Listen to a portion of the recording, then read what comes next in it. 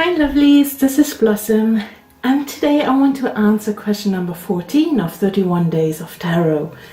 And this time the prompt is, share your favorite divinational tools aside from tarot. And as you can see, there are already a few tools on my altar here. So yeah, I want to start with the Ogham. Let me zoom in a bit. So here are a few of my Ogham staves, Ogham sticks, and as you know I have, or maybe you know, maybe you don't, I have an Ogham series on my channel since last year where I go through all the different trees and plants and I really try to have a close look at them and really dive into the lore and legend of it, and also how you can use them magically and what the healing properties are, and not just for divination, because I use Ogham also in my magical work, but they are of course a really a wonderful addition to my tarot readings. I like to do a reading just with the Ogham, but I also like to do a tarot reading and then add the Ogham staves to this reading as well, as I would do with Oracle. And I blend in a few cards because I'm not only I don't just have the Ogham staves, I really like them. I need that, somehow I really want that connection with the wood itself when I work with Ogham, but I also make my own cards, my own Ogham set of my own Ogham cards. As you can see here now, and this is just very personal, just for me, for myself, and I don't have them yet. I have to print them somewhere. I don't know yet how I will do that. I'm not quite finished yet with them, and it's a very slow process, and with every video that I make I create another card. And yeah, I don't know if I will ever use the cards to work with Ogham, but it's just fun to make them. So now for the next divination tool. There you can see my pendulums and my dowsing rods. I really enjoy to work with pendulums. However, I use pendulums mostly to work with earth energy, and the same goes for the dowsing rods. So the dowsing rods I use for, you know, to find ley lines or other energy lines. You can also use them for yes or no questions, as you can with the pendulum. So for the dowsing rods, for example, you just have to make clear what means yes for you and what means no. So for me, this would be no, and this would be a yes if they drift apart, and no. And you can also douse for water. So usually when you go over water, they will cross and then open again and cross. So that's what I do with the dowsing rods. And then I do have different pendulums. So this is not mine, this is the one for my husband. This is mine. I really like that because it's super pretty, I think. And I use that in tarot readings as well sometimes, especially when I did like the chakra reading. So then I go over to find out if, you know, I have the different cards for the chakras, and then I douse for the chakras. So this is something also on the person itself to see how, if the chakras are blocked or not. That's why I use this one.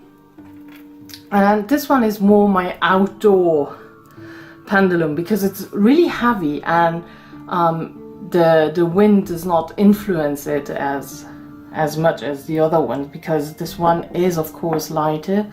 I even have a lighter one, I didn't bring that up now.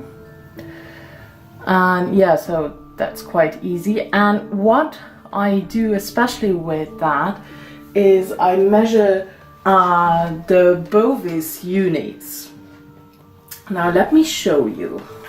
Here's a diagram that you can get everywhere on the internet. You just have to print it out, and then you can measure the energy of a place or of food or of a crystal or whatever. I use it mostly to measure the energy of a place. And what you do is you just hold it, wait 1 second. You just hold it over there and then you will see where it swings and then you know how much it is. So I don't think that's right, I don't focus. So we would have here 22,000, that would be very high already. Because usually you say 7,000 is kind of a neutral zone. And everything that is under 7,000 Bovis units will drain your energy. And everything over 7,000 will enhance your energy. And we did measure quite a few places in the UK when we traveled there. For example, Glastonbury Tor. We had there 32,000 at one point, and another time we were there we had 26,000.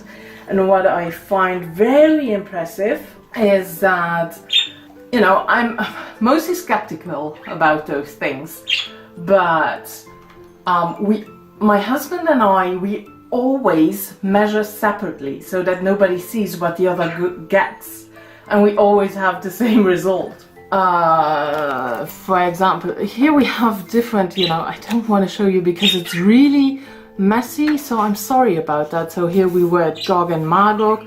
We had something between 90,000 and 20,000. Then here in Wells Cathedral, we had 18,000. Chalice Well, 11,500. Then we also, you know, we sign in where we think we found the ley lines. We were actually looking for the Mary and Michael line, the Hurler Stone Circle, where we were. This was the most beautiful stone circle I ever was. There was Boscanoon in Cornwall. There we draw in different lines as well, so it's a bit, you know, it's too much to explain everything now. But that's how I use it. That is something I love to do. This is really a passion of mine.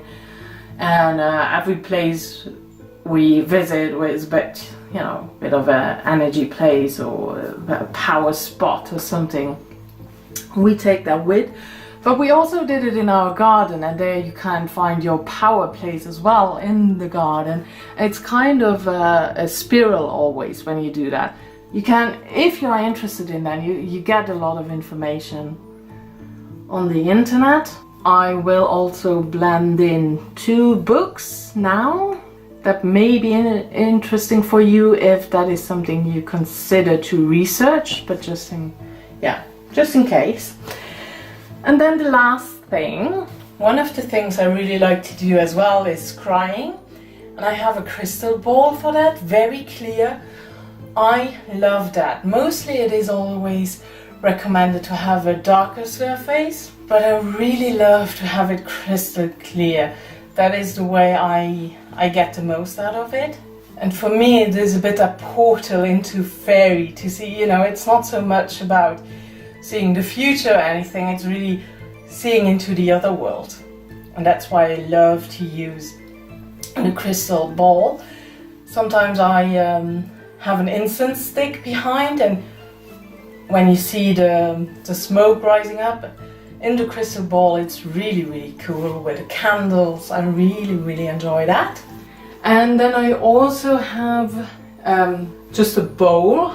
Again, many people say take a darker bowl, you know, to fill it with water and then scrying with water. But again, I really like to have something very shiny, something very clear. So that's what I use there. And then of course as well, scrying in general, like in the clouds.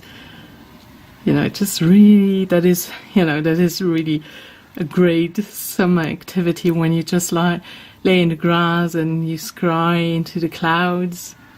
That is wonderful. Yeah, and that's it already.